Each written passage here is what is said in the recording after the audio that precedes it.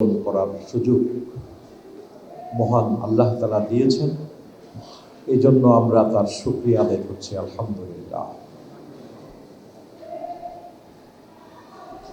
আদর্শ মুসলিম ব্যক্তি, পরিবার,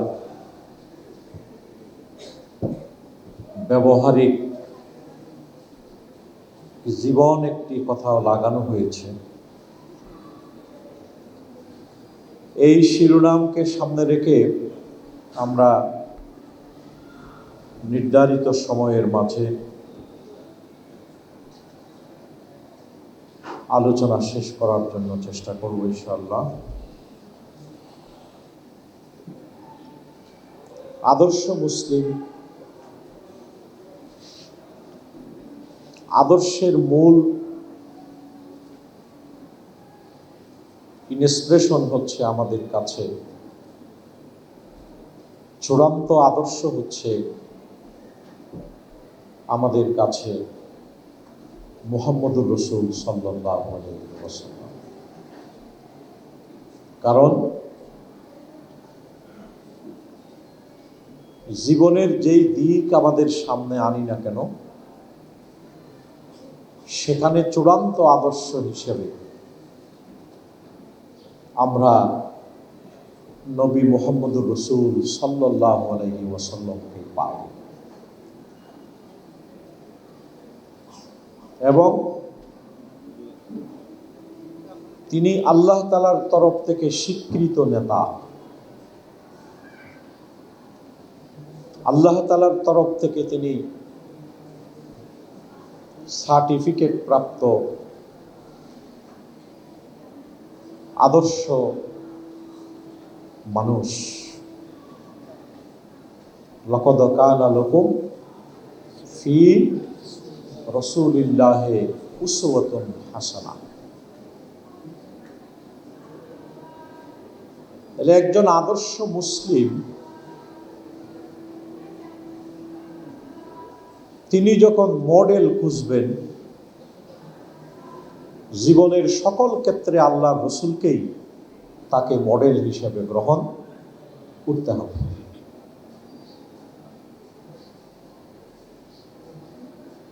আদর্শ যেই শব্দটা আমরা বলি, এটি এমন একটি শব্দ, কেউ যদি কোনো ক্ষেত্রে আদর্শ হয় তাহলে সেটি বিনা প্রশ্নে অন্যরা কি করে? অনুসরণ করে। তো এইভাবে যদি আমরা আল্লাহর রাসূলের জীবনটা আমাদের সামনে আনি, আল্লাহর রাসূলের কি একজন স্ত্রী ছিল? হ্যাঁ, সব থেকে বেশি স্ত্রী ছিলেন আল্লাহর রাসূলের।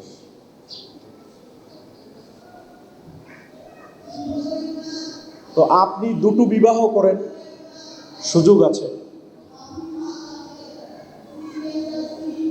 তো যারা দুটো বিবাহ করেছে, দুইজন স্ত্রীর উপর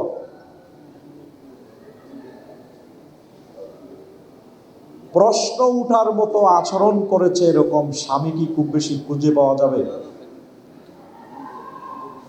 এরকম স্বামী খুব বেশি খুঁজে পাওয়া যাবে না। কিন্তু আল্লাহর রাসূলের সকল স্ত্রীরা আল্লাহর রাসূলের উপর কি ছিল? সন্তুষ্ট ছিল। না হলে চলো। এইভাবে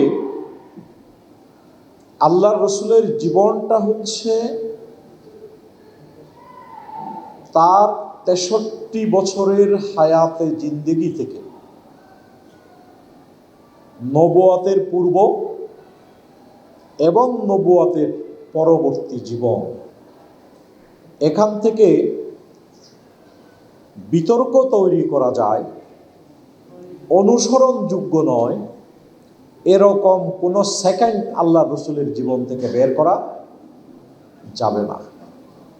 নবুয়তের পূর্ব জীবনেও যাবে না, নবুয়তের পরবর্তী জীবনেও এরকম কোনো মিনিট, কোনো ঘন্টা কোনো দিন, কোনো ঘটনা, কোনো কাজ, কোনো কিছুই আল্লাহর রসুলের জীবন চরিত্র থেকে বের করা যাবে না। এই কারণেই আল্লাহ তাআলা সেই কথা বলেছেন, উসওয়াতুল হাসানা বলেছেন। তো একজন আদর্শ মুসলিম তিনি আল্লাহর রসুলের জীবনকেই মডেল হিসেবে সামনে রেখে তার জীবন পরিচালনা করার জন্য কি করবেন? চেষ্টা করবেন।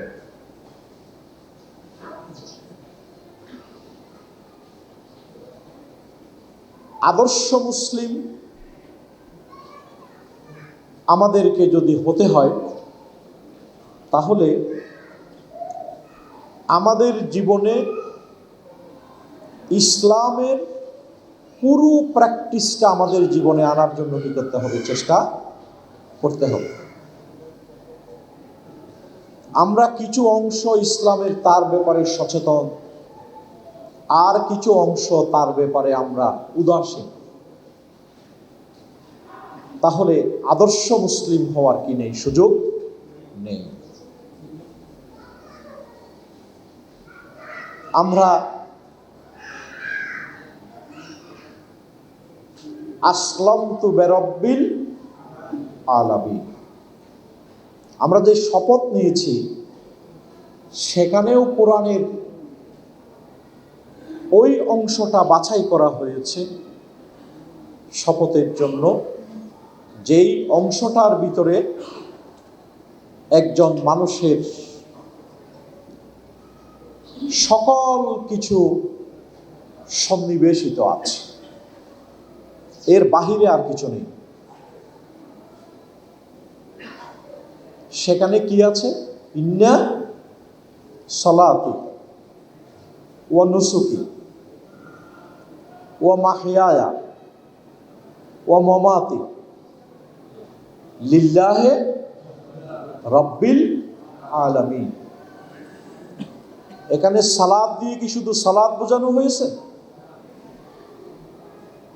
এখানে সালাত দিয়ে সব ধরনের ইবাদতের কথা বোঝানো হয়েছে। নুসুকি, কুরবানি। তাহলে একজন মুসলিম ইসলামী জীবন যাপনের জন্য তার সামনে যত চ্যালেঞ্জ আছে সেটিকে কুরবানি দিয়ে বোঝানো হয়েছে। সেই কুরবানি তারা পেশ করতে কি প্রস্তুত।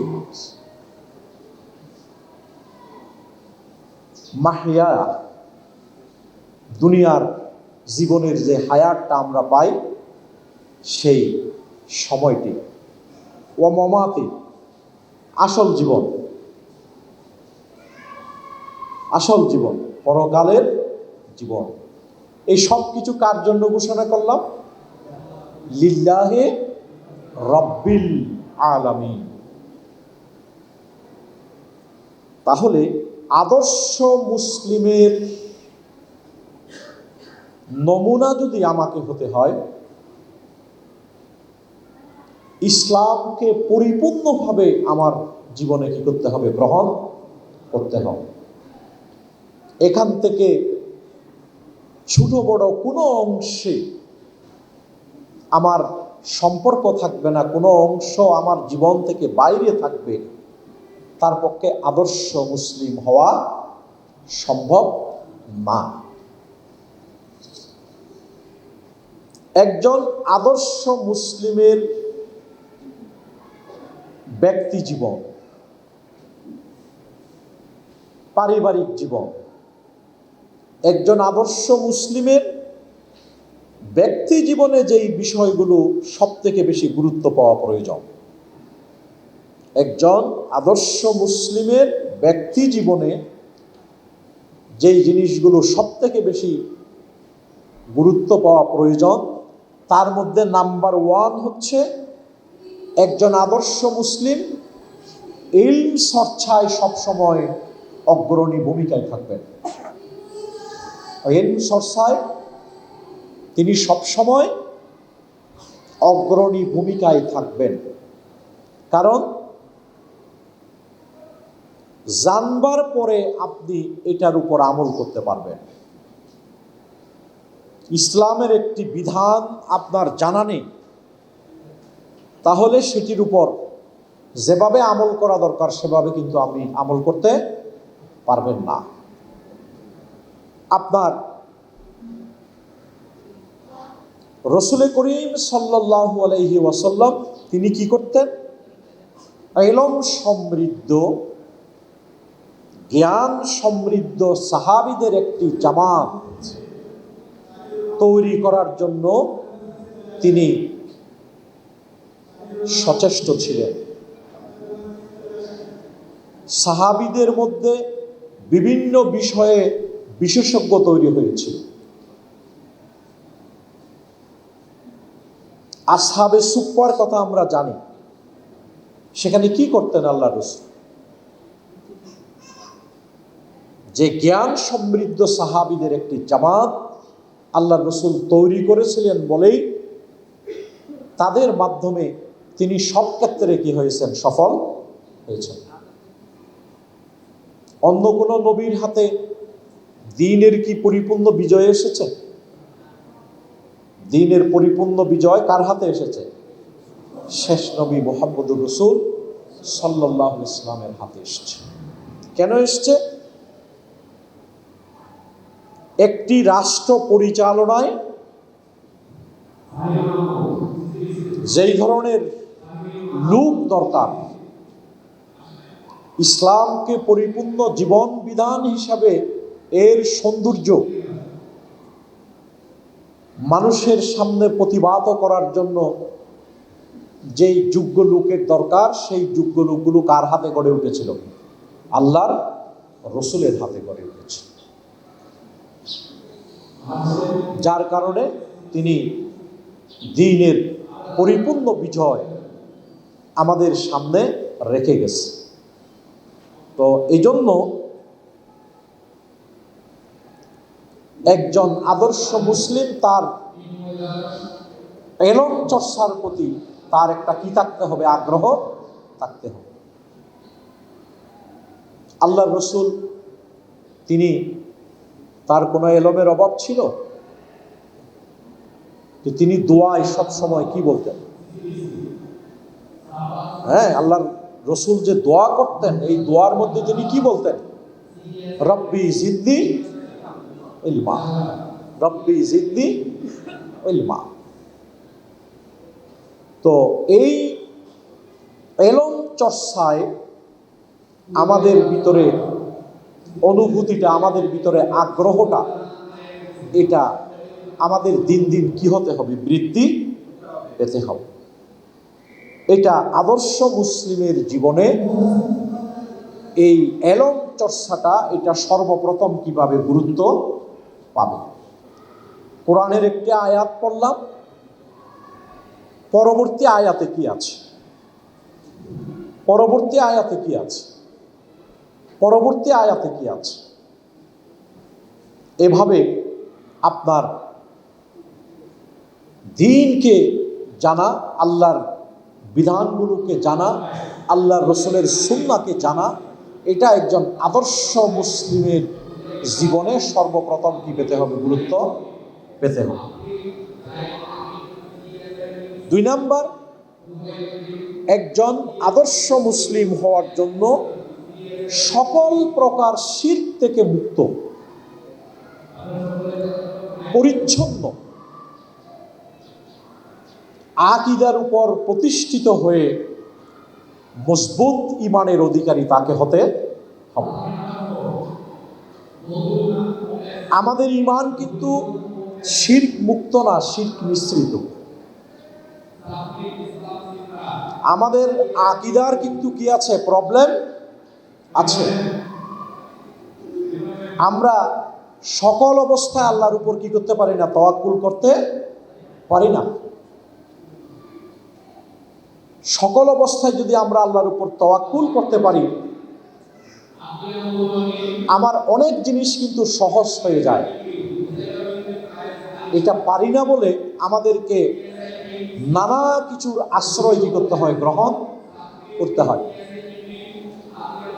এটা পরিচ্ছন্ন আকীদার বিপরীত জিনিস। শিরক মুক্ত ঈমানের এটা বিপরীত জিনিস। তো একজন আদর্শ মুসলিমের জীবন এটি শিরক মুক্ত হবে এবং মজবুত আকীদার উপর তিনি প্রতিষ্ঠিত থাকবেন এবং তার ঈমান হবে অত্যন্ত মজবুত। যেই ঈমান অন্য কোনো কিছুর আশ্রয়ের দিকে নেবে না, তাকে সর্বদা আল্লাহর আশ্রয় গ্রহণ করার দিকে নিয়ে যাবে। আমরা নবীদের কাহিনী জানি না?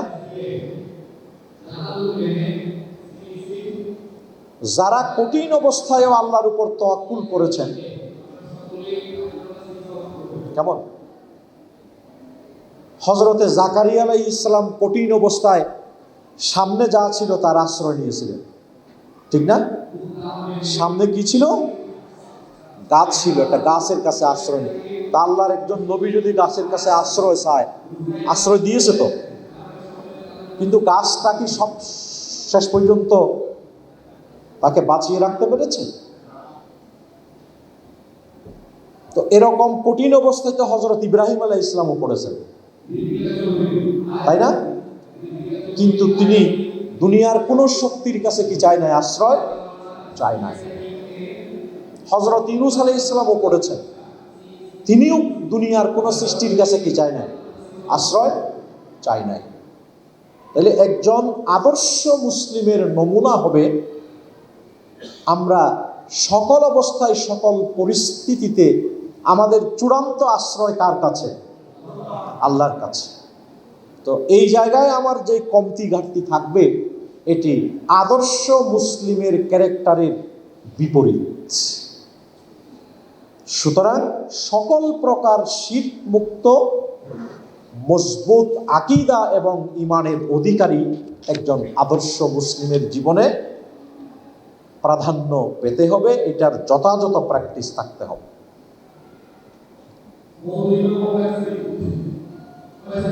এরপরে একজন আদর্শ মুসলিমের যেই বিষয়টি তার জীবনে গুরুত্ব পেতে হবে সেটি হলো তাকে লগ্ন থেকে মুক্ত থাকতে হবে। অনর্থক কথা এবং কাজ। কোথায় আসছে? মুমিনের গুণাবলী বর্ণনা করতে গিয়ে আসছে না?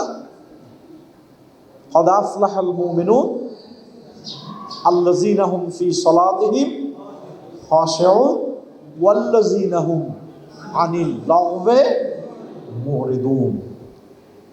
তো আদর্শ মুমিনের তো সময় অপচয় করবার মতো কোনো সময় কি আসলে আছে? তার উপর যে বিশাল দায়িত্ব,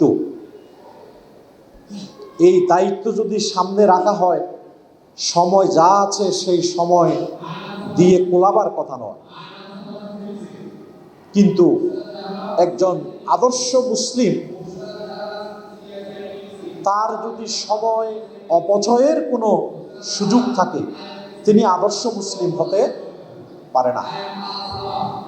তার লফজ থেকে এমন কোনো, জিহ্বা থেকে এমন কোনো লফজ বের হবে না যেটা মিনিংলেস, যেটার কোনো অর্থ হয় না। এরকম মিনিংলেস কোনো শব্দ একজন আদর্শ মুসলিমের জুবান থেকে বের হতে পারে না। আল্লাহ রসুলের জুবান থেকে কি হয়নি? বের হয়নি। তারপরে যেটার কোনো রেজাল্ট নেই, এরকম কোনো কাজের সাথে একজন মুসলিমের 1 মিনিট সময়ও ব্যয় হওয়া উচিত না। সব ধরনের অনর্থক কথা এবং কাজ, এখান থেকে যার জীবন মুক্ত থাকবে তিনি আদর্শ মুসলিমের নমুনা। তিনি আদর্শ মুসলিমের নমুনা। এরকম অনর্থক কথা এবং কাজের পরিবেশে যখন একজন মানুষ পড়ে কেমন বাক বিতণ্ডা তৈরি হয়, সেখানে একজন আদর্শ মুসলিমের আওয়াজ এটি হবে, ওয়াইজা খাতাবাহুমুল জাহিলুনা ক্বালু সালাম। কোরআন শরীফের এই চিত্র এনে তিনি সেখান থেকে কি করবেন? সরে পড়বেন। তো এই কারণে সময়ের প্রতিটি মুহূর্তকে যিনি কাজে লাগাবেন, এটা আদর্শ মুসলিমের জীবনের একটি গুরুত্বপূর্ণ অনুষঙ্গ। সময়ের প্রতিটি মুহূর্তকে যথাযথভাবে কি করা? কাজে লাগানো। আদর্শ মুসলিমের আরেকটি নমুনা হচ্ছে তার জীবনের কোনো পর্যায়ে কেউই কথা এবং কাজের মধ্যে গরমিল বের করতে পারবে না। কথা এবং কাজের মধ্যে গরমিল বের করতে পারবে না। তিনি জিহ্বা দিয়ে যেই কথা বলবেন, তার চরিত্র, তার আমল তার কি দেবে? প্রমাণ দেবে। কেমন? মুখ দিয়ে যেটি বের করবে, তার ক্যারেক্টার, তার মুআমালাত, এটার কি করবে? বাস্তব সাক্ষ্য দেবে। কথা এবং কাজের মধ্যে ভারসাম্যহীনতা, এটা কার কাছে বেশি অপছন্দনীয়? এটা আল্লাহর কাছে বেশি অপছন্দনীয়। কবুরা মুক্তান ইনদাল্লাহি আন তাকুলু মা লা তাফআলুন বলা হয়েছে। আর আমাদের এই পর্যায়ে দায়ীদের জন্য আরো প্রাসঙ্গিক কোরআনের জায়গা আছে। সেটা কি? আতামুরুনান নাসা বিল বিররি ওয়া তানসাউনা আনফুসাকুম ওয়া আনতুম তাতলুনাল কিতাব আফালা তাআকিলুন। তোমরা কি লোকদেরকে ভালো ভালো কাজের নির্দেশ দাও না প্রতিনিয়ত, অথচ নিজেরা নিজেদের সম্পর্কে অচেতন? কিতাবকে তেলাওয়াত করো, কিন্তু সেটিকে অনুধাবন করার কি করো না? চেষ্টা করো না। তাহলে আমরা যারা দায়িত্বশীল, আমরাই তো ভালো ভালো কাজের বেশি নির্দেশ দেই, অন্যদেরকে ভালো হওয়ার জন্য নসিহত করি। তো একজন আদর্শ মুসলিম তার জীবন থেকে কথা এবং কাজের গরমিল কি করবেন? বিদায় দেবেন। আল্লাহর রাসূলের চরিত্র সম্পর্কে জানতে চাওয়ার পরে কি বলেছিলেন? হযরত আয়েশা সিদ্দিকা রাদিয়াল্লাহু আনহা কি বলেছিলেন? যে তোমরা আল্লাহর রাসূলের চরিত্র সম্পর্কে জানতে চাচ্ছ কেন? তোমরা কি কোরআন পড়োনি? ওয়াকানা খুলুকুহুল কোরআন। সমগ্র কোরআনটি হচ্ছে আল্লাহর রাসূলের চরিত্র। তাহলে সমগ্র কোরআনটি যদি কারো চরিত্র হয়ে থাকে, কেমন? তাকে অনুসরণ আর অনুসরণ করা ছাড়া তাকে বর্জন করার মতো তার জীবনে কেউ কিছু পাবে না। এরপরে একজন আদর্শ মুসলিমের নমুনা হচ্ছেন তিনি উত্তম সালাত আদায়কারী হবেন। তিনি উত্তম সালাত আদায়কারী হবেন। ফি সলাতিহিম খাশিউনের, নামাজে দাঁড়ালে তিনি মূর্ত প্রতীক হবেন। ব্যবহারিক জীবনে এই জায়গায় আল্লাহর রাসূলকে আমরা কিভাবে পাই? ব্যবহারিক জীবনের এই জায়গায় আমরা আল্লাহর রাসূলকে পাই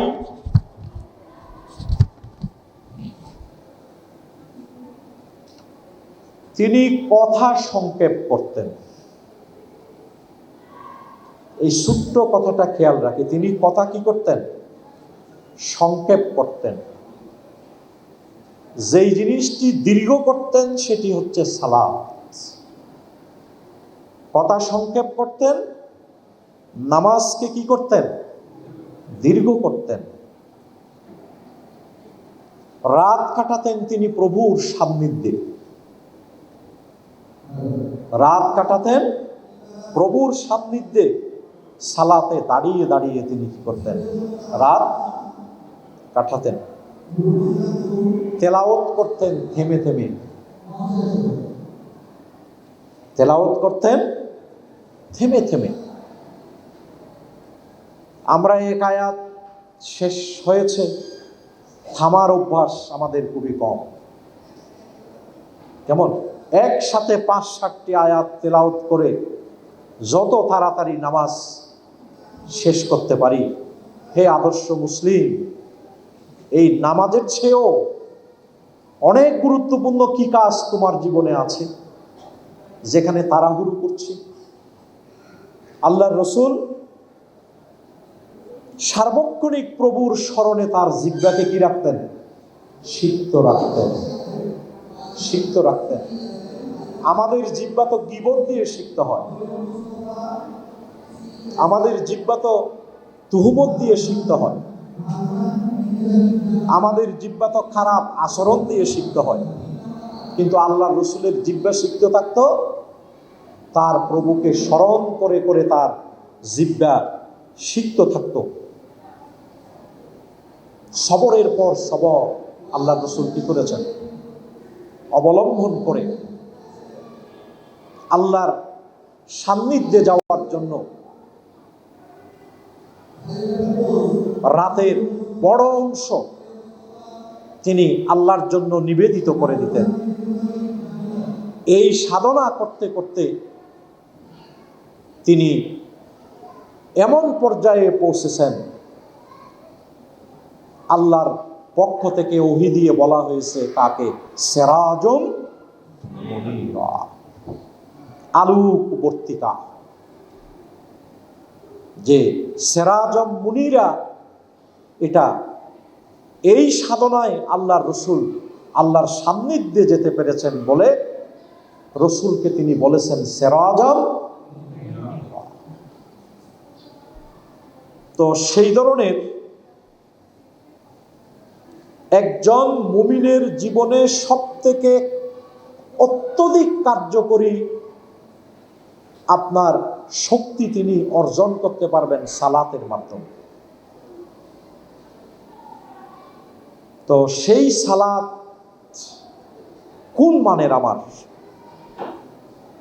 সল্লু কামা রাআইতুমুনি উসাল্লি, আমরা নামাজ পড়ি, কিন্তু আমার নামাজ এই মান কোনো মেসেজ আমার জনশক্তিকে দিচ্ছে কিনা, পার্শ্ববর্তী মুসল্লিকে দিচ্ছে কিনা।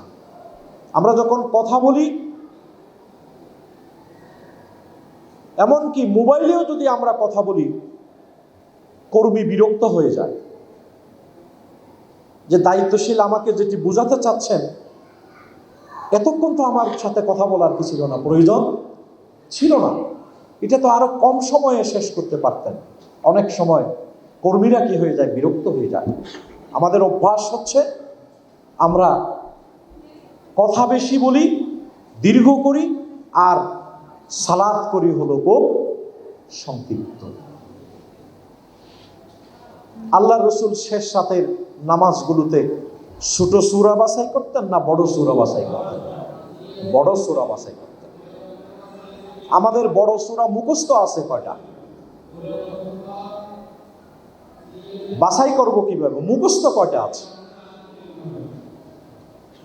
সুতরাং নামাজ একজন আদর্শ মুসলিম এই নামাজের ভিতরে তার আমলের, তিনি কোন মানের ইসলামী আন্দোলনের কর্মী, সেটার ইন্ডিকেশন তার নামাজের ভিতরে থাকতে হবে, পাওয়া যেতে হবে।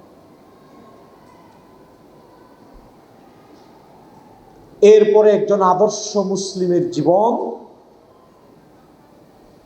আখিরাতমুখী এবং সহজ সরল জীবনের মূর্ত প্রতীক একজন আদর্শ মুসলিমের জীবন হবে। এই জায়গায়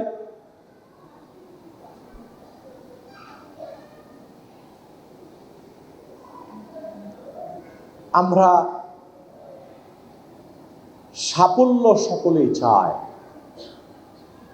সকল মানুষ তার জীবনে কি চায়? সাফল্য চায়। কুরাইশ সর্দাররা বলতো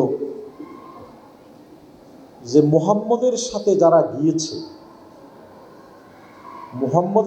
যারা গিয়েছে এখানে সমাজের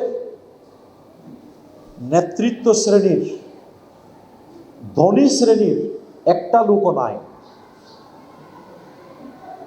তাইলে মুহাম্মদ কিভাবে সাফল্যের দাবি করে? তাইলে সফলতার মাপকাঠি পার্থিব জীবনে অনেক কিছু অর্জন করা নয়। সফলতার মাপকাঠি হচ্ছে সকল অবস্থায় আমি দুনিয়ার জীবনের উপর আখিরাতের জীবনটা গুরুত্ব দিয়ে এই দুনিয়ার জীবনটা শেষ করতে পারলাম কিনা। তো আমাদের রুকুনিয়াতের শপথ নেয়ার পরে দায়িত্ব কর্তব্য একটু আগে আলোচনা হয়েছে, তাই না? নজরুল ভাই আলোচনা করেছে। দায়িত্ব কর্তব্যের একটা জায়গায় আপনি দেখবেন যে জীবন ধারণের প্রকৃত প্রয়োজন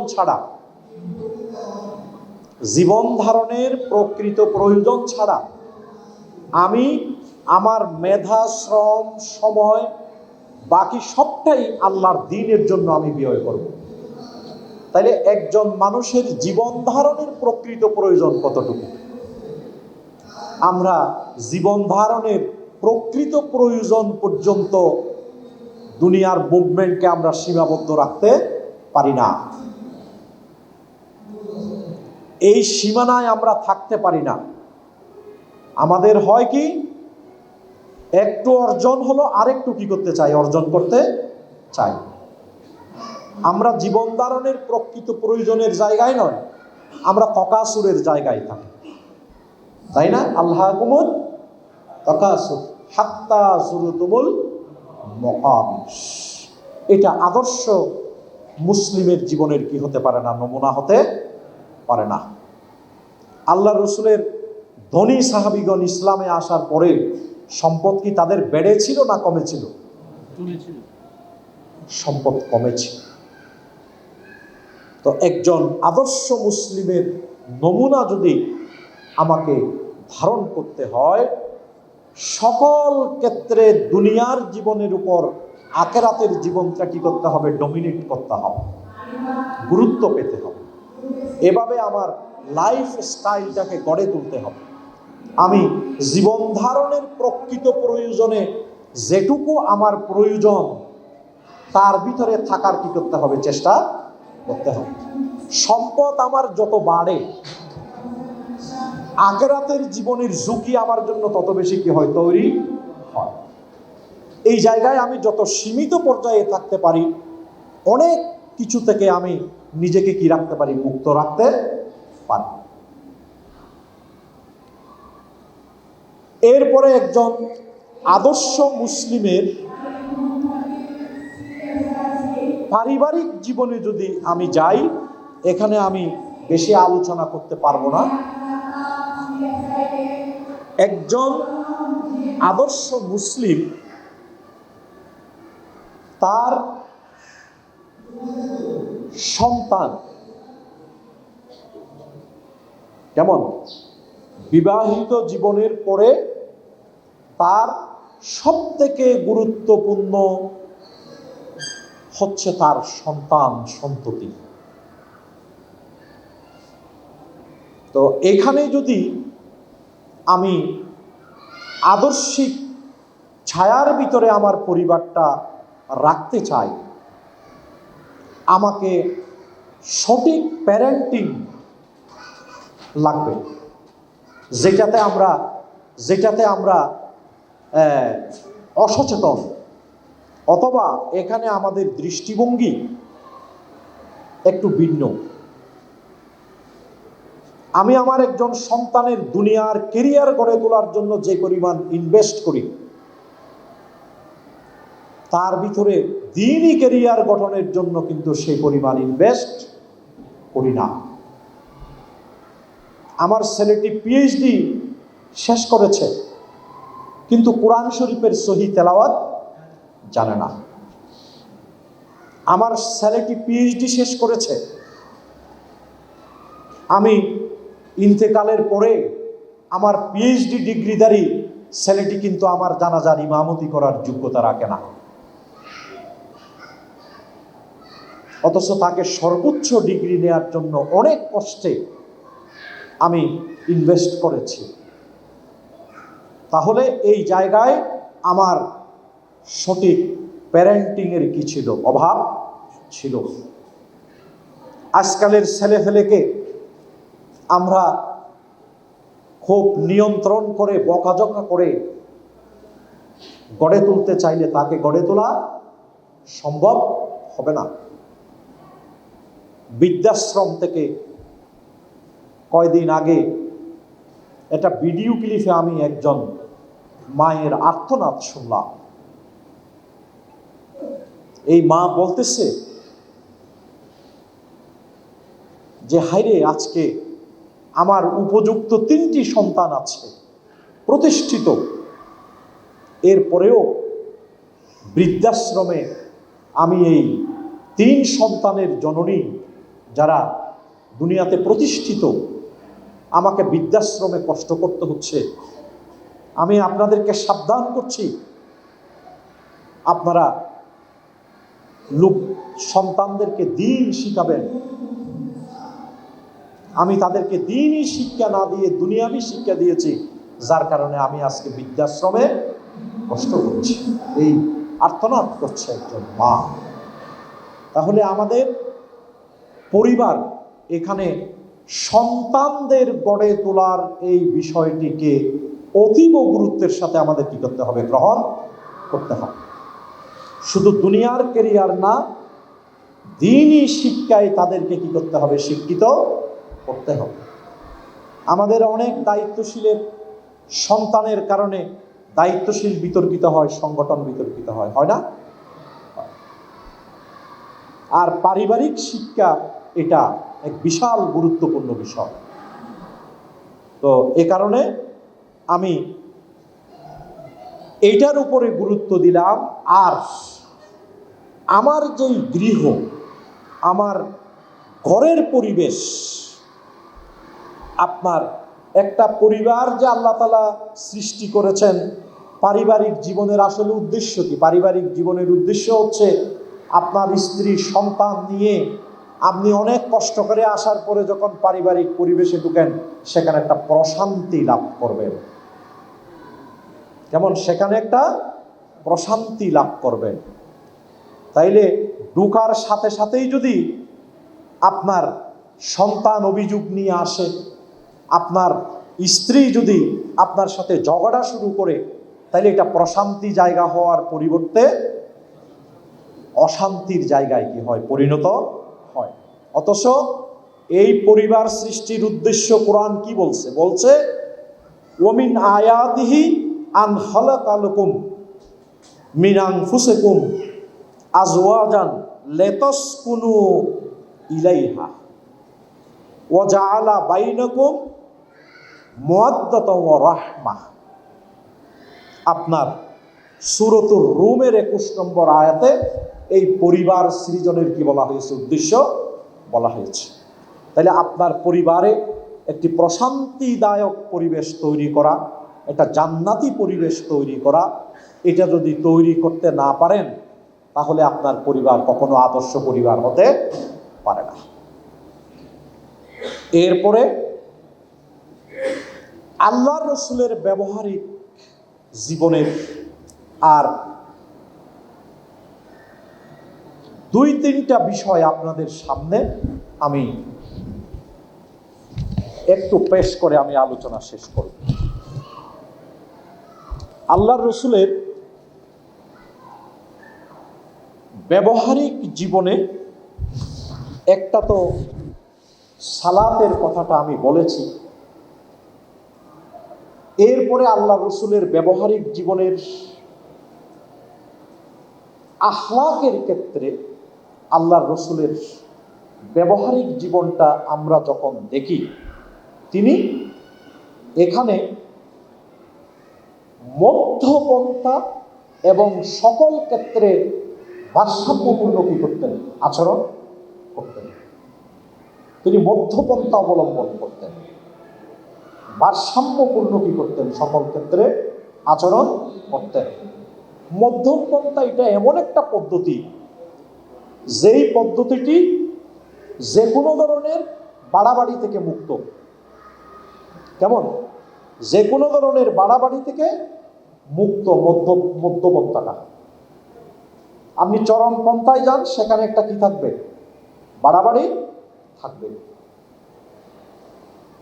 আমরা কোরআন এবং সুন্নাহর যেই বিধানগুলো পাই, এগুলো বিশ্লেষণ করলে দেখবেন এগুলো সবই মধ্যপন্থার উপর কি প্রতিষ্ঠিত।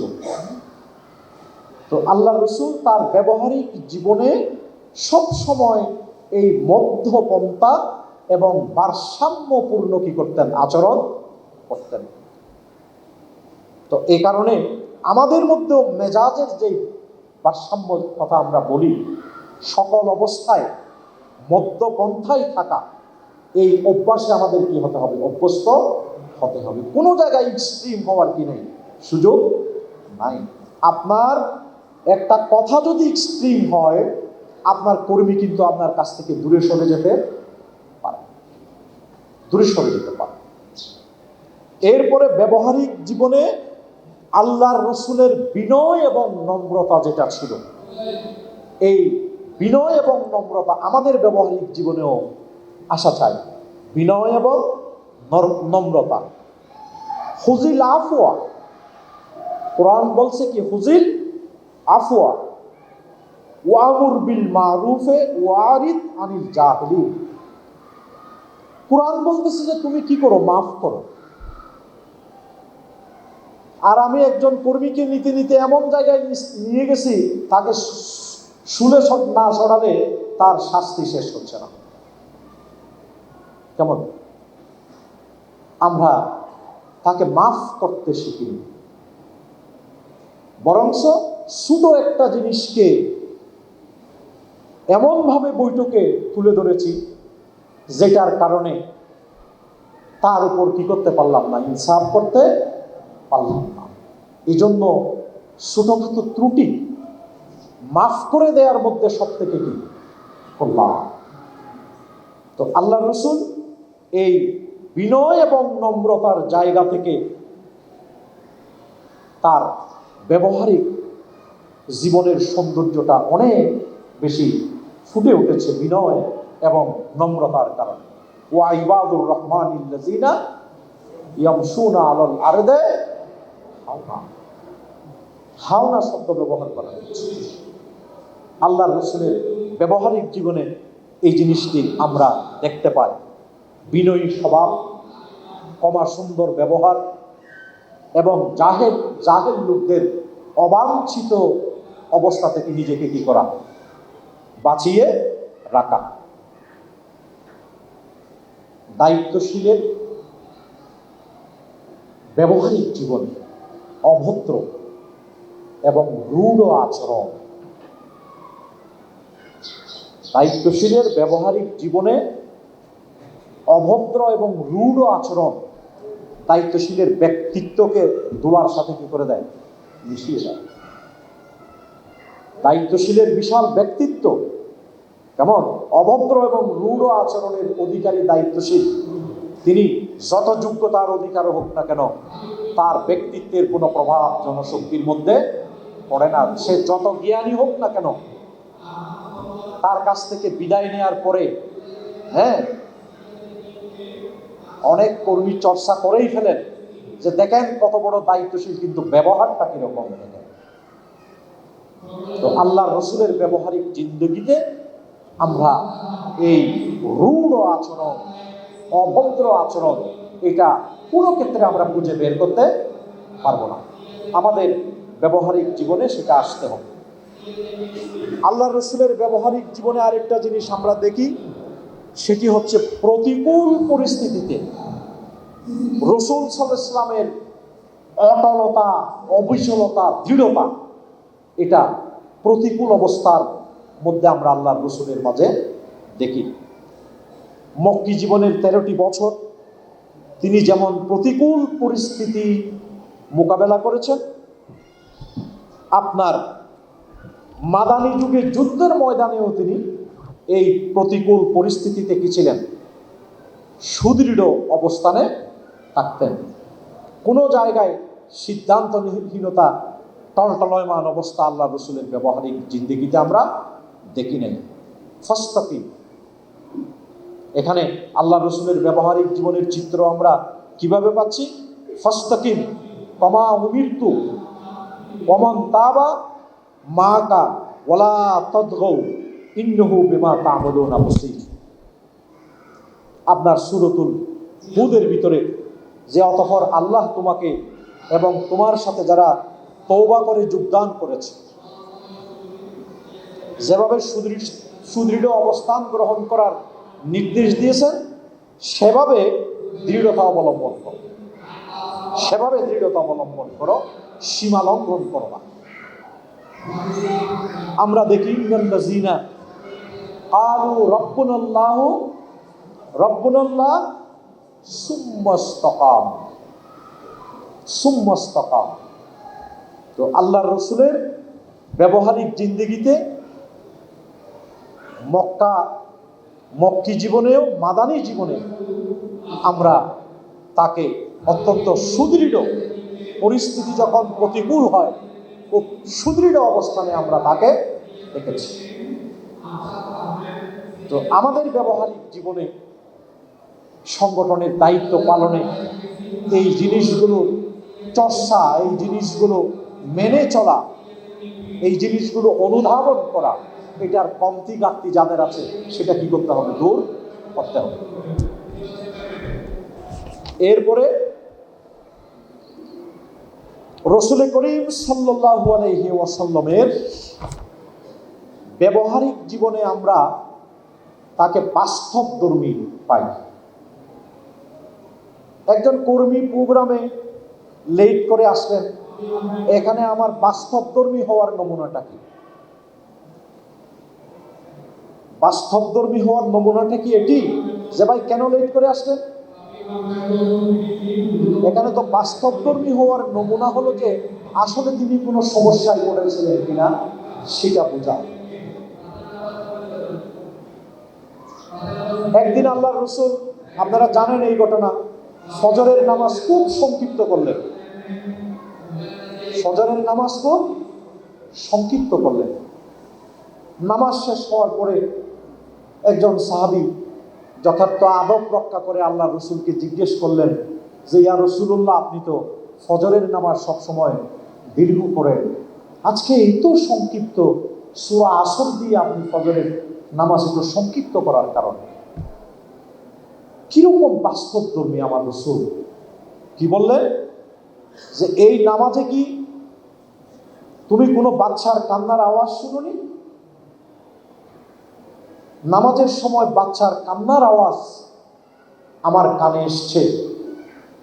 তো এই বাচ্চা নিশ্চয়ই কষ্ট আছে, মা উদ্বিগ্ন আছে, যার কারণে আমি আজকে ফজরের নামাজ সংক্ষিপ্ত করছি।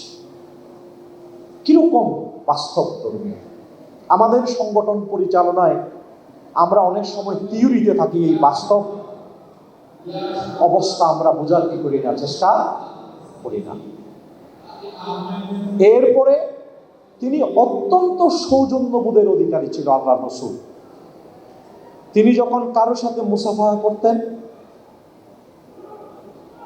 মুসাফাহাকারী নিজের তরফ থেকে হাত বিচ্ছিন্ন না করা পর্যন্ত তিনি হাত দিয়ে থাকতেন, তিনি নিজে হাত ছাড়িয়ে নিতেন না। কিরকম সৌজন্যবোধের অধিকারী ছিলেন! আর আমরা কি করি? আমাদের তো অনেক ব্যস্ততা, আমরা আল্লাহ রসুলের জীবনের ব্যস্ততার চেয়েও অনেক বেশি ব্যস্ত যে কত তাড়াতাড়ি টেনে হাত নিয়ে চলে যেতে পারে। আমি কিরকম সৌজন্যবোধের অধিকারী! এই ছোট ছোট জিনিসগুলো, এগুলো দায়িত্বশীলের ব্যক্তিত্ব এই প্র্যাকটিস, এই চর্চা আমাদের জীবনেও থাকা উচিত। এইভাবে আদর্শ মুসলিম, আদর্শ পরিবার আমাদের ব্যবহারিক জীবনের মাধ্যমে ইসলামের বাস্তব সাক্ষ্য প্রদান করা। وَكَذَلِكَ جَعَلْنَاكُمْ أُمَّةً وَسَطًا لِتَكُونُوا شُهَدَاءَ عَلَى النَّاسِ। আমাদের ব্যবহারিক জীবনের, মুআমালাতি জীবনের কাজগুলোকে সত্যের সাক্ষ্য হিসাবে মানুষের কাছে কি করা, পেশ করা। এটাই হচ্ছে আদর্শ জীবনের পূর্ণাঙ্গ নমুনা।